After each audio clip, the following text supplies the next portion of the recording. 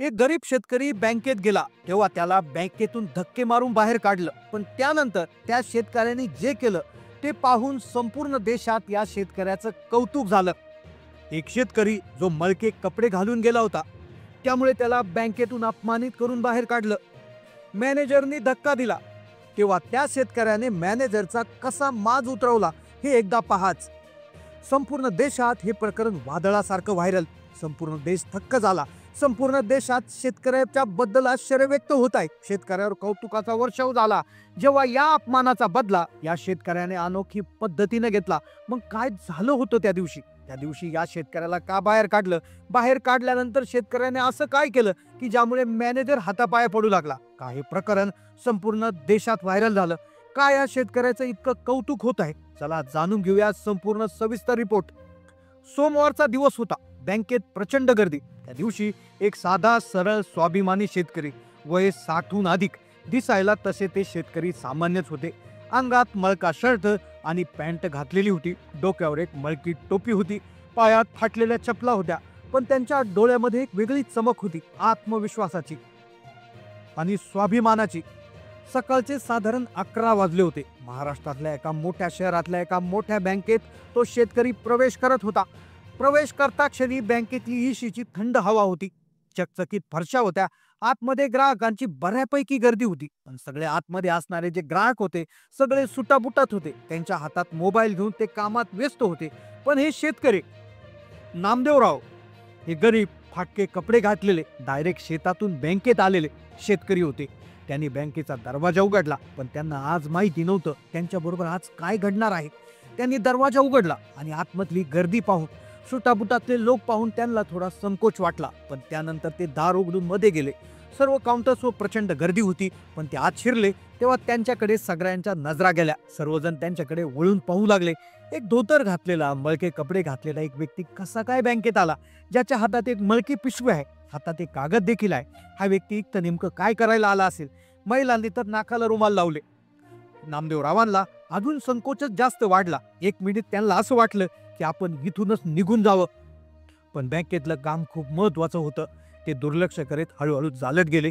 त्यांची पावलं थकलेली होती. बऱ्याच वेळापासून ते चालत आले असावेत असं त्यांच्या चालण्यावरून वाटत होतं. बँकेत आल्यावर त्यांची नजर समोरच्या ग्राहक काउंटरकडे गेली. तिथे एक तरुण मुलगी बसलेली होती, जिचं नाव संगीता.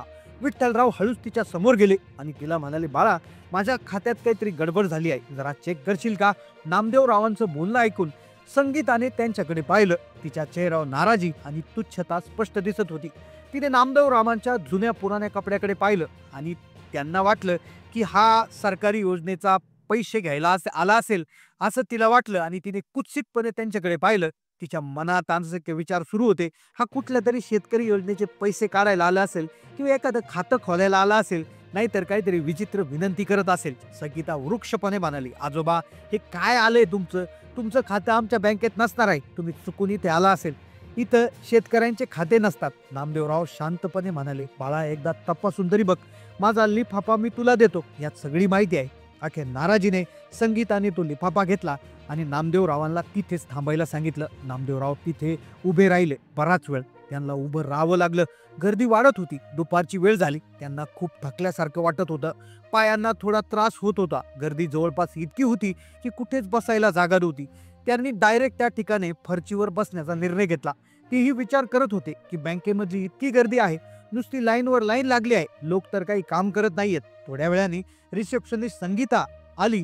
त्यांनी आजोबांना आवाज दिला. ती म्हणाली, आजोबा, तुम्हाला मॅनेजरला भेटावं लागेल, पण ते सध्या व्यस्त आहे, तुम्ही तिथेच बसून राहा. नामदेवरावांनी शांतपणे होकार दिला. ते वेटिंग एरियामध्ये बसले. आता इथून पुढे त्यांच्याबरोबर जी घटना घडली ती फार विचित्र होती, कारण की ती फक्त सुरुवात होती. काय झालं, काही वेळात मॅनेजरच्या केबिन मधून एक वेटर ट्रेमध्ये कॉफी आणि बिस्किटं घेऊन बाहेर आला. ती कॉफी आणि बिस्किटं मॅनेजरच्या एका खास ग्राहकासाठी होती. नामदेवराव सकाळपासून उपाशी होते आणि त्यांच्या समोरून कॉफी आणि बिस्किटे गेली. त्यांना क्षणभर वाईट वाटलं. त्यांना वाटलं, आपणही बँकेचे ग्राहक आहोत ना, मग आपल्याला वेगळी वागणूक का? आपल्याला कोणी चहा देखील विचारला नाही. पण आतमध्ये मॅनेजर सोबत बसलेल्या माणसाला कॉफी, चहा, कोल्ड्रिंक्स सगळं काही मिळत आहे. आता तरी त्यांच्या डोक्यात अनेक विचार सुरू होते, पण हे कोणाला समजत नव्हतं. सकाळपासून त्यांच्यावर अन्याय झाला होता. सकाळपासून त्यांना बाजूला उभं केलं होतं. लोकांच्या कुत्सित नजरा होत्या. कस्टमर त्यांच्यासोबत जे कर्मचारी होते तेही व्यवस्थित वागत नव्हते. सगळ्यांना वाटत होतं कोणतरी गरीब म्हातारा येऊन बसलाय, त्याला काय कशी ट्रीटमेंट दिली तरी चालेल. पण हा शेतकरी आता तो जे करणार होता याची कल्पना कुणालाच नव्हती. आता तो क्षण जवळ येत होता ज्यावेळेस त्यांना मॅनेजरला भेटायचं होतं आणि मॅनेजरला भेटल्यानंतर तो धक्कादायक प्रकार घडणार होता आणि त्याचा बदला नामदेवराव कसा घेणार होते तो क्षण आता जवळ येऊ लागला होता. मॅनेजर आणि आतमध्ये बसणाऱ्या कस्टमरची जी चर्चा सुरू होती ती जवळपास संपत आली होती आणि आता त्यांची भेट घेण्याची वेळ जवळ येत होती. आता त्यानंतर ते असं काय करणार होते की ज्यामुळे देशात प्रकरण हे व्हायरल होणार होतं. तेव्हाच एक पवन नावाचा तरुण कर्मचारी बाहेरून आला. त्याने विठ्ठलरावांना पाहिलं, लोकांचं बोलणं ऐकलं होतं. त्याला खूप वाईट वाटलं. त्या गरीब म्हाताऱ्या शेतकऱ्याची त्याला दया आली. तो तिथे त्यांच्याकडे जाऊन आदराने म्हणाला, आजोबा तुम्हाला मॅनेजरला भेटायचं आहे ना, मी जाऊन बोलतो. पवनने मॅनेजरला जाऊन सांगितलं. मॅनेजरला म्हणाले की एक आजोबा आहे, सकाळपासून उभे आहेत, त्यांच्या पायात दुखत आहे, त्यांना घरी जायचं आहे, कृपया तुम्ही त्यांची भेट घ्या. पवननी मॅनेजरला सांगितलं. मॅनेजर कुत्सितपणे म्हणाला, अशा लोकांसाठी माझ्याकडे वेळ नाही. तो थोडा वेळ बसेल आणि निघून जाईल. पण 1 तास झाला. नामदेवरावांचा संयम संपला. ते हळूहळू उठले, थेट मॅनेजरच्या केबिनकडे गेले. मॅनेजर बाहेर आला केबिनमधून आणि त्यांच्याशी उद्धटपणे बोलू लागला, अहो तुमच्या खात्यात पैसे नसतील म्हणून हे प्रॉब्लेम येत आहे. तुम्ही आता इथून जा. तुमच्यामुळे आमच्या बँकेची प्रतिमा खराब होत आहे. थोड्याफार पैशासाठी आम्हाला वेळ द्यायला नसतो. आमच्याकडे महत्वाचे कस्टमर आत बसलेले असतात. तुम्ही नंतर उद्या या. मॅनेजरने जवळपास त्यांना धमकावलंच. ते तिथून निघून जात नव्हते. मॅनेजरचं बोलणं ऐकून नामदेवराव स्तब्ध झाले. ते काय हलायला तयार नव्हते. मॅनेजरचा राग वाढत होता. मॅनेजरने अखेर सिक्युरिटीला बोलवलं आणि सिक्युरिटीला म्हणाले की यांना घेऊन तू बाहेर सोडून दे. पण अगदी काही क्षण शांत असणारे ते आजोबा अगदी आत्मविश्वासाने मॅनेजरच्या डोळ्यात डोळे घालून बोलू लागले. त्यांच्या डोळ्यातली ती नवीन चमक, त्यांच्या चेहऱ्यावरचा तो आत्मविश्वास पाहून मॅनेजर क्षणभर घाबरला. कारण की यानंतर ते जे बोलणार होते याची कल्पना कुणीच केली नव्हती. ते म्हणाले, मॅनेजर साहेब माझं काम करू नका, पण हा माझा जो लिफाफा आहे ना, तो लिफाफा मी तुमच्या टेबलवर त्या संगीताने ठेवलाय. त्या लिफाफ्यात माझ्या खात्याची सगळी माहिती आहे. तेवढी एकदा तपासून बघ, कदाचित तुला तुझ्या प्रश्नाची उत्तरं मिळतील. सिक्युरिटीला ते म्हणाले, अंगाला हात लावू नकोस, तुला महागात पडेल. आणि त्यानंतर हळूहळू पुढे गेले. पुढे गेल्यानंतर त्यांनी मागे जाताना मॅनेजरला मागे वळून पाहिलं आणि म्हणाले, याचे परिणाम तुला उद्या भोगावे लागतील.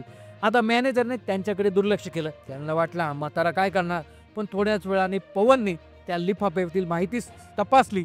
पवन थक्क झाला. त्याला कळले की नामदेवराव हे त्या बँकेचे 60% शेअर्स असलेले मालक होते.